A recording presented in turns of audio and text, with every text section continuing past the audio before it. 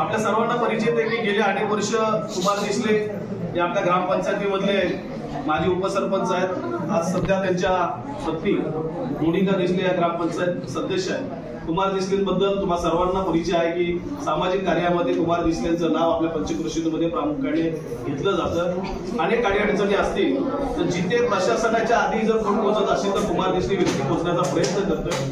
त्याचा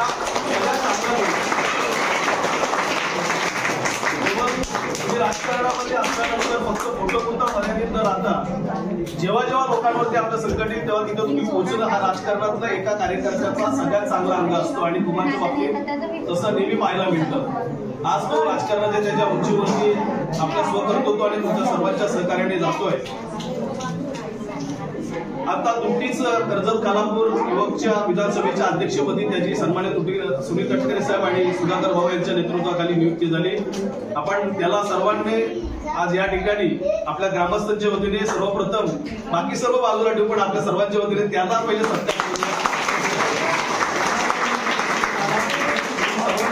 पहिले आपण गावात संपूर्ण गावाच्या वतीने पहिले त्याचा आपण या ठिकाणी अभिनंदन